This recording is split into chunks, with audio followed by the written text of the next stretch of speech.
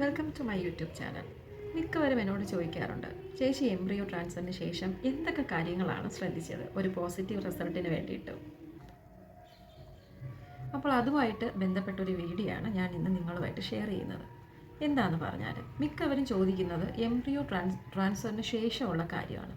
എനിക്ക് പറയാനുള്ളത് എംബ്രിയോ ട്രാൻസ്ഫറിന് ശേഷമല്ല, അതിന് ഒരു 2-3 മാസങ്ങൾക്ക് മുന്നേ തന്നെ നിങ്ങൾ തയ്യാറെടുപ്പുകൾ നടത്തേണ്ടതാണ്.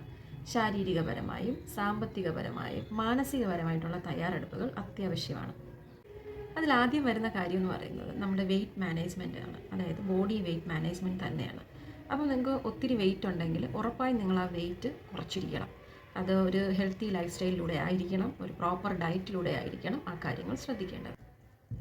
പിന്നെ ഏറ്റവും പ്രധാനപ്പെട്ടതെന്ന് പറയുന്നത് നമ്മുടെ സ്ട്രെസ് മാനേജ്മെൻറ്റ് തന്നെയാണ്.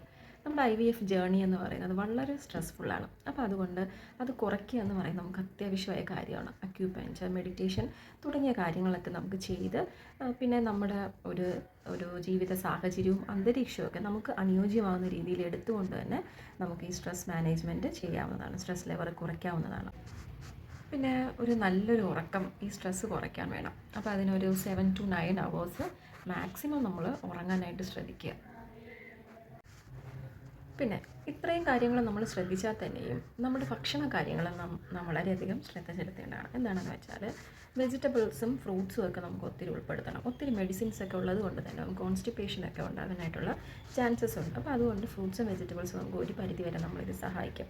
ഒരു നേരമെങ്കിലും നിങ്ങൾ ഓട്സ്, അതായത് ധാന്യങ്ങൾ, ഫൈബർ കണ്ടൻറ്റ് അടങ്ങിയ ധാന്യങ്ങൾ ഉൾപ്പെടുത്താനായിട്ട് നിങ്ങൾ ശ്രദ്ധിക്കുക. സ്മോക്കിങ്ങും ആൽക്കഹോളും ഒക്കെ നിങ്ങൾ അവോയ്ഡ് ചെയ്യുക. പിന്നെ ഏറ്റവും പ്രധാനമായ കാര്യം എന്ന് പറയുന്നത് നമുക്ക് ഇച്ചിരി ഹോർമോൺ മെഡിസിൻസ് ഒക്കെ ഉള്ള സമയമാണത്. അപ്പം നമ്മൾ പലവിധ ജോലി തിരക്കിലൊക്കെ ആയിരിക്കും നമ്മൾ ഈ മെഡിസിനൊക്കെ കഴിക്കാനായിട്ടൊരു സമയമൊക്കെ കണ്ടെത്തുന്നത്. അപ്പം മറന്നു പോകാനുള്ള ചാൻസസ് കൂടുതലാണ്. അപ്പോൾ അതുകൊണ്ട് നിങ്ങൾ മെഡിസിൻസിനെല്ലാം തന്നെ നിങ്ങൾ അലാം സെറ്റ് ചെയ്ത് വെച്ച് കറക്റ്റായിട്ട് കഴിക്കാൻ ശ്രമിക്കുക. അപ്പോൾ നമ്മൾ എന്ത് കഴിച്ചില്ലെങ്കിലും എന്ത് മറന്നാലും നിങ്ങൾ മെഡിസിൻസ് മറക്കരുത്. അത് വളരെയധികം ഇമ്പോർട്ടൻ്റ് ആണ്. പിന്നെ 2 to 3 ലിറ്റർ. പിന്നെയുള്ള കാര്യം എന്ന് പറയുന്നത് വളരെ ഭാരിച്ച ഒരു സാമ്പത്തികം നമുക്കിതിനായിട്ട് ആവശ്യമാണ്. അപ്പോൾ അത് ഒരു പകുതിയെങ്കിലും നമ്മൾ ഒന്ന് സേവ് ചെയ്ത് വെച്ചിട്ടായിരിക്കണം നമ്മൾ ഒരു IVF ട്രീറ്റ്മെൻറ്റിനായിട്ട് നാം ഇറങ്ങേണ്ടത്. അപ്പം ഓരോ ഹോസ്പിറ്റലിലും ഓരോ റേറ്റാണ്. എന്നാലും നമുക്ക് അഫോർഡ് ചെയ്യാൻ പറ്റുന്ന, ചിലർക്ക് പറ്റുന്നതായിരിക്കും, ചിലർക്ക് പറ്റാത്തതായിരിക്കും. ഞാൻ പറ്റുന്നവരെ കുറിച്ചല്ല പറയുന്നത്, അഫോർഡ് ചെയ്യാൻ പറ്റാത്ത കുറച്ച് ആൾക്കാരുണ്ട്, അവർക്ക് വേണ്ടിയിട്ടാണ് പറയുന്നത്. ഒരു 50% അല്ലെങ്കിൽ 70% എങ്കിലും മണി നിങ്ങൾ കരുതി വെച്ചിട്ടായിരിക്കണം ഈ ട്രീറ്റ്മെൻറ്റിനായിട്ട് പോവുക. നമ്മൾ പ്രഗ്നൻ്റ് ആയി കഴിഞ്ഞിട്ട് നമുക്ക് കുറച്ച് ചിലവും കാര്യങ്ങളൊക്കെ ഉണ്ട്. അപ്പം അതുകൊണ്ടാണ് ഞാനത് ഓർമ്മിപ്പിക്കുന്നത്. പിന്നെ ഏറ്റവും ഇമ്പോർട്ടൻ്റ് ആയ കാര്യം എന്ന് പറയുന്നത് നമ്മൾ ചെയ്യുന്ന ട്രീറ്റ്മെൻറ്റിലും നമുക്ക് ട്രീറ്റ്മെൻറ്റ് നൽകുന്ന ഡോക്ടറിലും ഹോസ്പിറ്റൽസിലും ഒക്കെ നമ്മൾ ഒരു വിശ്വാസം അർപ്പിക്കുക എന്നാണ്. നെഗറ്റീവ് ചിന്താഗതി വിടുക. നമുക്കിത് പോസിറ്റീവ് ആകുമെന്നുള്ള ഒരു ചിന്ത തന്നെ നമ്മൾ കൊണ്ടുവരിക. നെഗറ്റീവായിട്ട് പോയാൽ നെഗറ്റീവായിട്ടേ അത് സംഭവിക്കത്തുള്ളൂ.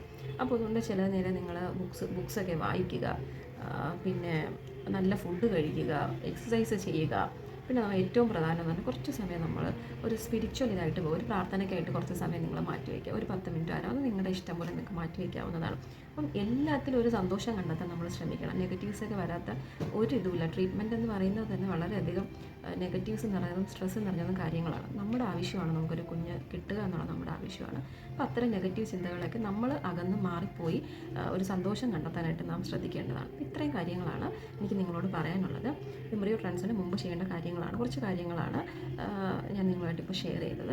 നമുക്ക് മറ്റ് കാര്യങ്ങൾ, അതായത് എംബ്രിയോ ട്രാൻസ്ഫറിന് ശേഷമുള്ള കാര്യങ്ങൾ അടുത്ത വീഡിയോയിൽ നോക്കാം. അല്ലെങ്കിൽ വീഡിയോ ഒത്തിരി വലുതായി പോകും. Okay, bye, thank U.